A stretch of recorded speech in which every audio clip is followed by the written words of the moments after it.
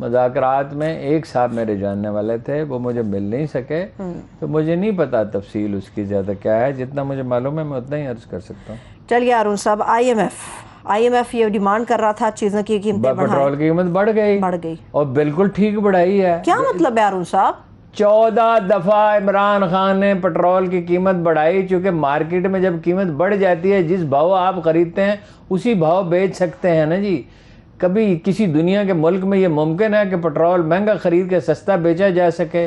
$6 billion درکار ہوں گے پورے سال کے لیے۔ دوسری بات ہے آئی ایم ایف کی سرٹیفکیشن کے بغیر نہ چین آپ کو قرض دے گا، نہ سعودی عرب دے گا، نہ امارات دے گا۔ آپ کو اس وقت پیسوں کی ضرورت ہے، 1.5 مہینے کے لیے زیادہ سے زیادہ آپ کے پاس پیسے رہ گئے ہیں، تو ڈیفالٹ ہونے سے ملک بچ گیا ہے۔ خان صاحب نے بہت وائز ڈیسیژن کیا ہے، لوگوں کو سمجھنا چاہیے۔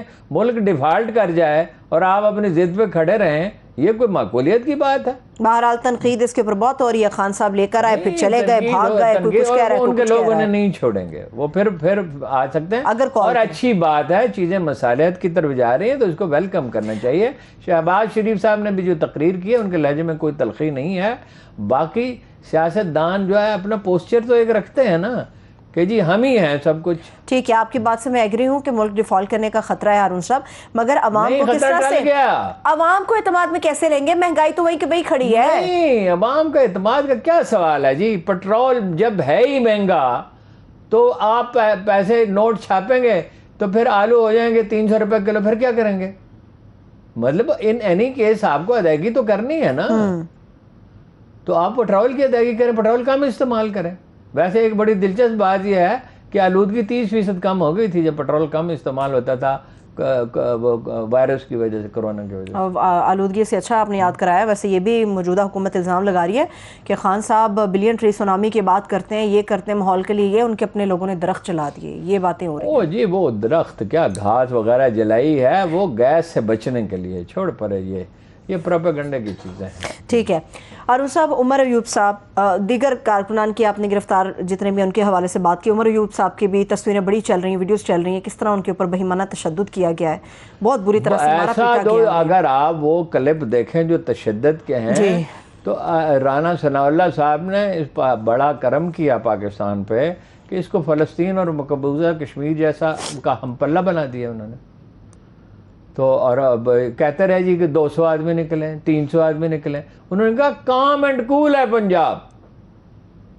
اور اب آپ دیکھیں کہ 17 سے 56 تو وہ خود مان رہا ہے، دراصل تعداد اس سے کہیں زیادہ ہے۔ پنجاب کے لوگوں کا شکریہ ادا بھی انہوں نے کیا ہے رانا ثناء اللہ صاحب نے نہیں نکلنے پر۔ ٹھیک ہے ہارون صاحب، جاوید لطیف صاحب once again in limelight, ان کی سٹیٹمنٹس بڑی ہارش ہیں ہارون صاحب۔ کیا کہا انہوں نے کہا ہے کہ ماضی ہم بھولے نہیں ہیں۔ ہاں وہ میں نے سنا، ماضی بھولے نہیں، میں نے سنا ان کو کہتا ہوں ماضی نہیں، انہوں نے کہا ماضی کو ہم نے بھلا دیا ہے، لیکن ہم کوئی زبان بندی نہیں، ہم نے اپنی کر لی، ضرورت پڑے گی تو ہم بات کریں گے۔ مراد ہے اسٹیبلشمنٹ کو، دیکھیں اسٹیبلشمنٹ کو ہر کوئی دھمکی بھی دے رہا ہے، عدالتوں کو بھی دے رہا ہے۔ مولانا فضل الرحمان نے بھی تنقید کیا عدالتوں پہ سخت، محترمہ مریم نواز نے بھی کیا، مگر عدالت کا موقف صحیح ہے کہ ہم انتظامیہ کا رول پلے نہیں کر سکتے، اور عدالت کا مرکزی نقطہ یہ ہے کہ لوگوں کو نقل و حرکت کی آزادی ہے، اپنے جذبات کے اظہار کی آزادی ہے۔ جب اشتر وصاف صاحب نے یہ کہا کہ یہ کیا انہوں نے وہ کیا، تو انہوں نے کہا ان کو لوگوں کو مارا پیٹا گیا ہے، لوگوں پہ تشدد کیا گیا ہے، لوگوں کا حق ہے۔ ہاں جی چیف جسٹس صاحب جی بالکل۔ اور عدالت نے معاملے کو ٹھنڈا کرنے میں، توازن پیدا کرنے میں بڑا شاندار کردار ادا کیا، اور یہ تعریف کی جائے۔ بالکل عمر عطا بندیال صاحب، ہارون صاحب، کہا جائے تو بڑا انہوں نے توازن رکھا ہے اب تک جتنے انہوں نے فیصلے کیے ہیں، اور انہوں نے بھی اس سے پہلے ہاں ماضی کی بھی بہت ساری مثالیں تھیں جو انہوں نے لوگوں کے ذہن سے ہٹا دی ہیں۔ افتخار چودھری صاحب کے، ثاقب نثار صاحب کے زمانے میں تو ایک ہیجان پیدا ہوتا تھا نا، مطلب ٹکر چلانے کے لیے بھی گفتگو کی جاتی تھی، افسروں کو کھڑا رکھا جاتا تھا، لوگوں کے بہت سختی کی جاتی تھی۔ تو کھوسر صاحب کے بعد اور کھوسر صاحب کے زمانے میں بہت اچھا ایکسیلنٹ دور تھا، بعض فیصلوں سے اختلاف ہو سکتا ہے، ٹھیک ہے، اور بندیال صاحب کا بھی جو رویہ ہے اس میں بڑا اعتدال اور بڑا سلیقہ، بڑا توازن ہے۔ بالکل، ایک بریک لے لیتے ہیں ہارون صاحب، چھوٹی سی بریک سے ہم واپس آئیں گے، بلوچستان کے حالیہ صورتحال کے اوپر بات کریں گے، کچھ اہم خبریں ہیں وہ بھی آپ کے ساتھ شیئر کریں گے، اور کوشش کریں گے وقت اگر میسر ہو سکا تو انڈیا کے حوالے سے بھی کچھ اہم خبریں وہ آپ کے ساتھ شیئر کریں گے۔ ہمارے ساتھ رہیے۔ بریک کے بعد ایک بار پھر سے پروگرام میں ہم آپ کو خوش آمدید کہیں گے. موجودہ صورتحال سے متعلق ایک اہم سوال ہارون صاحب, کیا ٹی ایل پی نون لیگ کے ساتھ جائے گی یا کس کے ساتھ اتحاد کرے گی؟ نون لیگ کے ساتھ موسٹ پروبیبلی جائے گی. بلوچستان کے حوالے سے نو کانفیڈنس, بلوچستان میں نو کانفیڈنس ناکام ہو گیا, لیکن تقسیم ہے پارٹی اور انہوں نے اشارہ دیا ہے کہ حکمران جماعت سے الگ ہو سکتے ہیں, 4 ان کے ممبر ہیں, تو وہ مرکزی حکومت متزلزل ہے اس کی وجہ سے. National T V P T V کے بارے میں بڑی عجیب و غریب سی خبریں آ رہی ہیں صاحب. وہ نیشنل پی ٹی وی کا حال ہمیشہ خراب رہا ہے, جو بارسوخ ہے وہ اس کا فائدہ اٹھاتا ہے. مثلا ایک مشہور اخبار نویس ہے, انہوں نے ان کے فہد صاحب سے تعلقات تھے, انہوں نے اپنے بھائی کو ڈائریکٹر کرنٹ افیئرز لگا دیا. وہ ڈائریکٹر کرنٹ افیئرز کی تنخواہ بھی لیتے ہیں, تو پارٹیسپینٹ کے جو پیسے ملتے ہیں وہ بھی پیسے لیتے ہیں. اور ایک صاحب جن پہ جنسی طور پہ ہراساں کرنے کا الزام ہے, ان کو بڑا اہم عہدہ دے دیا گیا ہے. اور ایک صاحب جو ہیں وہ 45ویں نمبر پہ ہیں اور ان کو ایک بڑی سینئر پوزیشن دے دی گئی ہے, اور وہ 5ویں نمبر تک کے لوگ جو ہیں ان کے ماتحت کام کر رہے ہیں. تو یہ کوئی حکومت بدلے گی, نگران حکومت آئے گی تو اس کی صفائی ہوگی. پی ٹی وی کا ایک ہی علاج ہے جو پی آئی کا بھی ہے, اسٹیل مل کا بھی, اس کو پرائیویٹائز کرنا چاہیے. خان صاحب نے بھی وعدہ کیا تھا اس کو آزادی دیں گے اور بی بی سی کی طرح چلائیں گے, وہ ہمارے ہاں ماحول اس کے لیے سازگار. ٹھیک ہے, لیکن ہارون صاحب پی ٹی وی کے بارے میں ہمیشہ ہی اس طرح کی خبریں آتی ہیں, ہر گورنمنٹ کے بدلنے کے بعد وہاں پہ لوگ بدل جاتے ہیں. نہیں, یہ تو دیکھو بڑی ٹیکٹ فلی ذاتی تعلقات بنا کے, تو خان صاحب کے زمانے میں ایک ایسے آدمی کو بھرتی کرا دیا گیا, اس کو سینئر عہدے پہ پہنچا, اور پریکٹیکلی وہ جرنلسٹ خود چلا رہا ہے اس کو باہر بیٹھ کے. ٹھیک ہے ہارون صاحب, انڈیا کے حوالے سے خبریں جو آ رہی ہیں, جواہر لال نہرو ان کے مجسمے توڑے جا رہے ہیں ہندوتوا نظریے کے تحت, مودی کے یہ سارے پیروکار ہیں, زعفرانی انہوں نے وہ رومال پکڑے ہوئے ہوتے ہیں. دیکھیے قائد اعظم سمجھ گئے تھے, اقبال جان گئے تھے. اقبال جو ہے 20s میں پاکستان کی بات کر رہے تھے, 30 میں تو انہوں نے خطبہ دیا جس میں انہوں نے یہ تصور پیش کیا. گاندھی, آج کیا رونا ہے جی, گاندھی کو قتل کر دیا گیا, اس کے بت بنائے جا رہے ہیں گاڈ سے, جس نے انہیں قتل کیا تھا. دیکھیے اس کا باطن جو ہے نا انڈیا کا, وہ انتہا پسند ہے. جب آپ نے اورنگزیب عالمگیر کے زمانے سے, شیوا جی کے زمانے سے یہ تعصب کا سبق پڑھانا شروع کیا, دیکھیے انگریزوں نے بھی یہاں حکومت کیا نا, انگریزوں سے تو کوئی نفرت نہیں ہے. اب یہ لمبی بات ہے, ٹائم ہے نہیں. دیکھیے جو بھی مذہب انڈیا میں آیا, جین مت آیا مثال کے طور پہ, بدھ مت آیا, بڑے بڑے مذاہب آئے, ان سب کو ہضم کر لیا ہندو مت نے. بدھ کے بھی بت بنا لیے, وہ تو بتوں کے قائل نہیں تھے. جین مت کو بھی ہڑپ کر گئے, سکھ مت کو بھی ایک ہڑپ کر گئے تھے تقریباً, اب وہ علیحدہ ہوئے. ہر ہندو خاندان میں ایک بچے کو سکھ بنا دیا جاتا تھا. ٹھیک ہے, مسلمانوں میں وننس آف گاڈ کا تصور اتنا گہرا تھا توحید کا کہ بت بنانے کی گنجائش ہی نہیں تھی.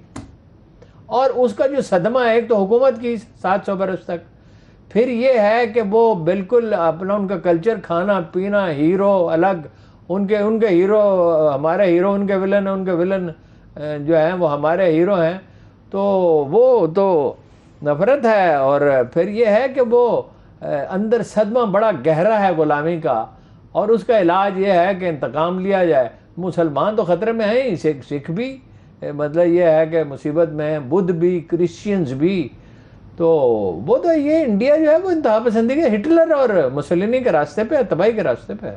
ٹھیک ہے, اور اس قسم کے جو اقدام ہے, اور پھر خاص طور پہ کل بھی ہم نے یاسین ملک صاحب کے حوالے سے ہارون صاحب بات کی تھی, وہ اتنی سیر حاصل نہیں رہی تھی. ابھی کچھ منٹ ہے میرے پاس بات کرنے کے لیے, تو اس کے اوپر بھی بڑی تنقید یہاں پر گورنمنٹ کر رہی ہے عمران خان صاحب کے اوپر, کہ آپ کی وجہ سے جگ ہنسائی ہوئی پوری دنیا میں, کشمیر کا مقدمہ. اچھا, اگر وہ جلوس نہ نکالتے اور یہ ریلی نہ نکالتے تو پھر وہ یاسین ملک کو سزا نہ دیتے.